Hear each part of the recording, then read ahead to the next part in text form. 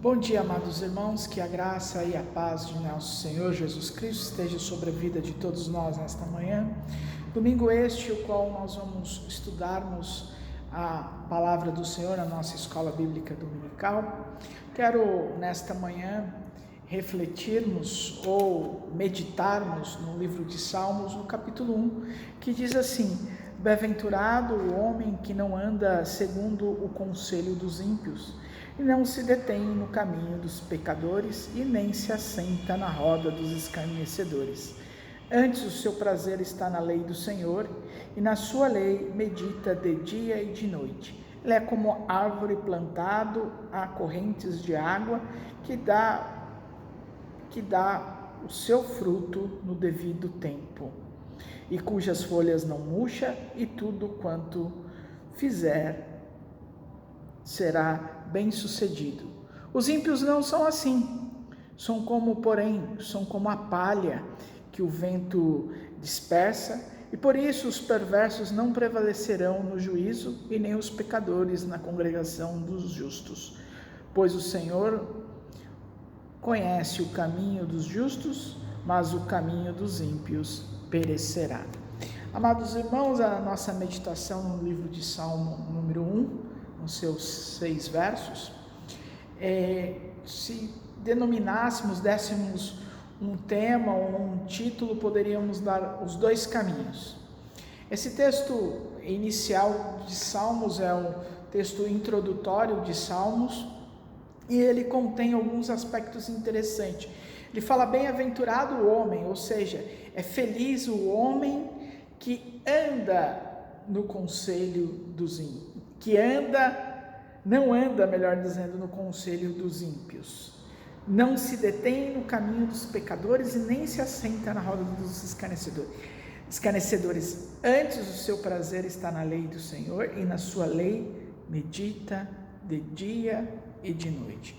Nós temos um primeiro aspecto aqui, que é não estar no caminho dos pecadores, não estar seguindo o conselho dos ímpios, mas estarmos meditando na palavra do Senhor, estarmos estudando dia após dia, fazendo parte da palavra do Senhor.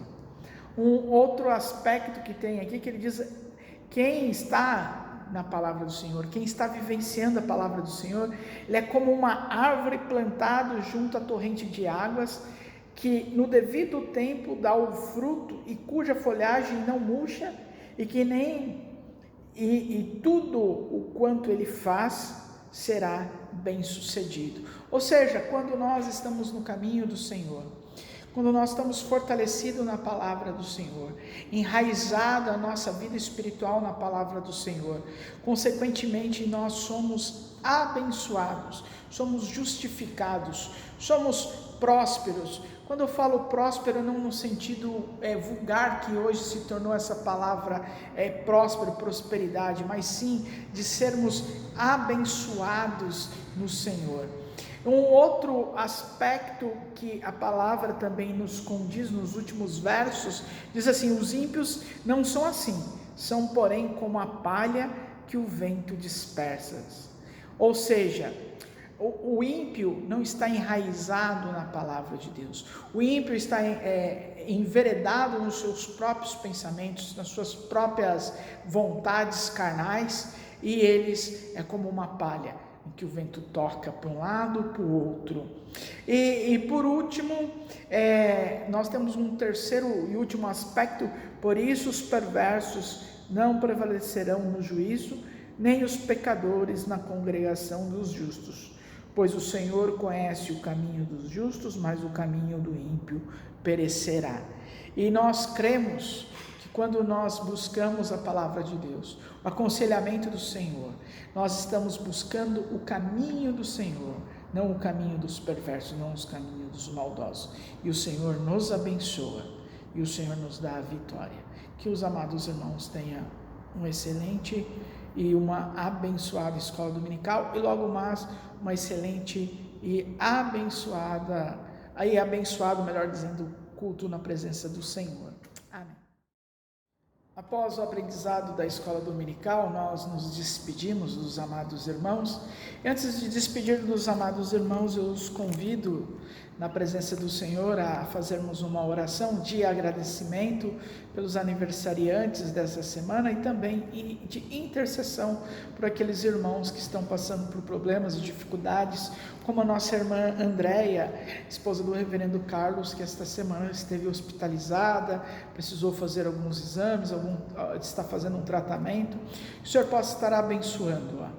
Ó Deus eterno, Pai de amor e misericórdia, obrigado por esta manhã de aprendizado da Tua Palavra, obrigado por tudo que o Senhor tem nos dado e concedido em nossas vidas, obrigado pela vida daqueles irmãos que completaram mais um ano de vida nesta semana, e venha, Senhor, também abençoar a vida da Andréia, que passou por problemas de saúde esta semana, chegou até mesmo a ser internada, que o Senhor possa estar abençoando também, não apenas a Andréia, mas também aqueles outros irmãos que estão passando por problemas, por dificuldades, e principalmente problemas de saúde, ó Pai. Sustenta-os em Teu nome, na Tua misericórdia. Abençoa a nossa igreja, abençoa a vida de cada irmão e sustenta-nos na Tua graça e na Tua paz. Tudo isso pedimos em Cristo Jesus. Amém. Que os amados irmãos tenham uma abençoada semana e uma semana abençoada na presença do Senhor, para a honra e glória desse nosso Deus, que vivo está e vive para sempre. Amém. Dando início ao nosso estudo desta manhã, amados irmãos, quero falar a respeito da seguinte temática: os dogmas da igreja, a dogmática, ou melhor, as doutrinas da igreja. Todas as igrejas, todas as denominações, mesmo nós presbiterianos, ou Igreja Presbiteriana Unida do Brasil, nós temos documentos fundamentais, documentos esses que regem, documentos esses que nos dão um direcionamento, um caminho, como liderança, como pastores, como presbíteros, para seguir um caminho de um dogma, de uma estrutura de igreja, para que nós possamos enfrentarmos o dia a dia da nossa vida cristã e estar pautado naqueles documentos, estarmos pautados naqueles documentos, obviamente baseado na palavra do Senhor. Quero meditar o Evangelho de segundo São Mateus, capítulo 16, versículo 18, que disse assim: Disse Jesus: sobre esta pedra edificarei a minha igreja, e as portas do inferno não prevalecerão contra ela. No dia 7 a 10 de setembro de 1978, na cidade de Atibaia, São Paulo, interior de São Paulo, durante a realização do terceiro encontro de presbiterianos, foram aprovados documentos que são fundamentais para a nova forma de ser igreja. Além dos estatutos, foram também aprovados os seguintes documentos: o manifesto, o compromisso, o relatório da Comissão de Fé e Ordem, o pronunciamento social da Igreja Presbiteriana do Brasil. O manifesto é um documento que explica as razões da saída da Igreja Presbiteriana do Brasil para a organização da Federação Nacional de Igrejas Presbiteriana, a FENIP.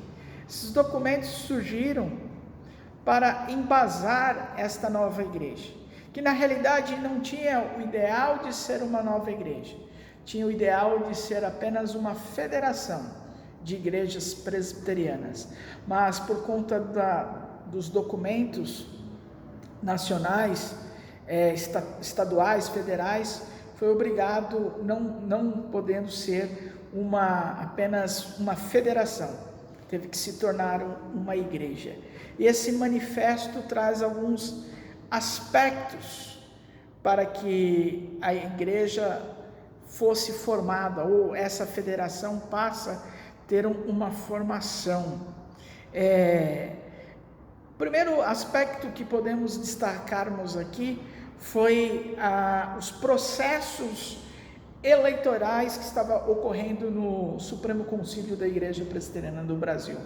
Estavam se utilizando da máquina da organização federal ou da organização nacional da IPB, para sempre estar um mesmo grupo de pastores, de presbíteros à frente da igreja, não dando oportunidades ou visões diferentes. Um outro aspecto desse manifesto é a perseguição a esses pastores que estavam descontentes com esta situação, que estavam vivenciando uma perseguição, estavam vivenciando uma inquisição sem fogueira, como é um título de um livro do reverendo João Araújo, uma inquisição sem fogueira, onde que as pessoas estavam sendo proibidas, estavam sendo cortados das suas igrejas, dos seminários, que eram professores, e esse manifesto dá um basta, e surge a FENIP, a Federação Nacional de Igrejas. Depois desse documento nós temos um compromisso. Este documento é a apresentação dos 7 compromissos que os signatários do manifesto fizeram. 1. Evangelizar.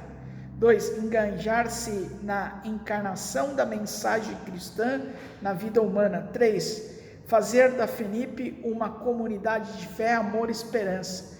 4. Confrontar os desafios do mundo com o propósito de cooperar com Cristo na criação da nova humanidade. 5. Compartilhar como povo de Deus as dores na agonia do mundo, apontando os sinais das coisas que Deus insiste, em realizar. 6.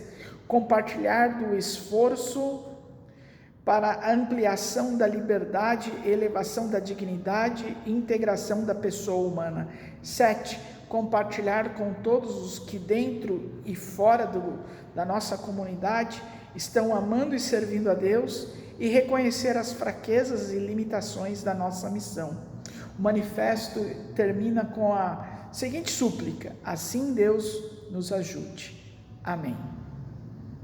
Nós temos esse compromisso como Igreja Presbiteriana Unida, dentro dos nossos dogmas, dentro dos nossos documentos, dentro desse compromisso, esses 7 aspectos, ou melhor, esses 7 aspectos, que é promulgar a palavra de Deus, anunciar a palavra de Deus, entender o lado nosso, de homens, de seres humanos, e sermos abençoados por Deus. O relatório da Comissão de Fé e Ordem, no plenário do 3º Encontro de Presbiterianos, aprovou o relatório da comissão eleita para definir os pontos de fé e ordem da nova federação. São os seguintes: a aceitação de Cristo como Deus e Salvador e as Sagradas Escrituras como testemunhas da revelação divina. A aceitação da tradição presbiteriana consubstanciada nos credos e confissões da Igreja Universal e das Igrejas Reformadas. Constituir-se em Federação Nacional de Igrejas Presbiteriana e dar oportunidade para as igrejas que desejam se filiar, respeitando a autonomia e a soberania da comunidade local. Aceitar a multiforme operação do Espírito Santo como igreja reformada, sempre se reformando. E reconhecer o direito a diferentes formas de fidelidade e posicionamento exegético e teológico perante as Escrituras Sagradas. Aceitação dos ministérios da igreja, todos os eclesianos, sem distinção de cor, sexo e cultura e de posição social. Reconhecimento da necessidade de orientação pastoral e pedagógica, de acordo com os símbolos de fé para a comunidade. Declarar que, de acordo com a oração sacerdotal do Senhor e empenho de Calvino em favor da unidade da igreja, ser favorável ao diálogo interconfessional e a filiação à FENIP, a AMIR, a Aliança Mundial de Igrejas Reformada, orando pela unidade de todos os cristãos, aceitar os desafios da responsabilidade social de igreja e dos cristãos, aceitando o pronunciamento social da Igreja Presbiteriana do Brasil, aprovado em 1962. Este documento foi baseado em um esboço de outro documento fundamental, instituído como Princípios de Fé e Ordem, aprovado pela Assembleia Geral de 1993 e emendado nas Assembleias Gerais posteriores. Nossa igreja, ela é formada, a sua dogmática, em princípios de fé e ordem. Nós possuímos um princípio de fé e ordem. Esse princípio de fé e ordem é que norteia a nossa igreja, que norteia os nossos conselhos. Esse princípio de fé e ordem é um princípio o qual se baseia a igreja. Eu convido os amados irmãos a pesquisarem os princípios de fé e ordem. É muito pouco tempo de nós estudarmos aqui, de estudarmos parte por parte. Então, convido os amados irmãos a acessarem o site da IPU, ipu.org, lá ler e buscar os princípios de fé e ordem. Qualquer dúvida, estou à disposição, eu e o reverendo Carlos Alberto. Que os amados irmãos possam ter aprendido nesta manhã, neste domingo, sobre a sua palavra, esta palavra a qual nos chama que Cristo edificou a sua pedra sobre a sua igreja. Ou melhor, sobre esta pedra edificarei a minha igreja, e as portas do inferno não prevalecerão contra ela. Esse é um princípio que nós temos como igreja, concluindo, amados irmãos. O princípio de que a igreja de Jesus Cristo é fundamentada nesta pedra angular que é o próprio Cristo. Sendo fundamentados nesta pedra angular, as portas do inferno não prevalecerão. E temos sobrevividos como Igreja Presbiteriana Unida do Brasil, porque nós não se baseamos numa constituição, em livros de regras impostos, mas somos norteados por manifestos, por compromissos e por princípios de fé e ordem. Essa é a nossa doutrina. Os amados irmãos sejam abençoados com esta palavra e entenda que o Senhor é o nosso Deus, é o Senhor da nossa igreja, e as portas do inferno não prevalecerão contra ela. Amém.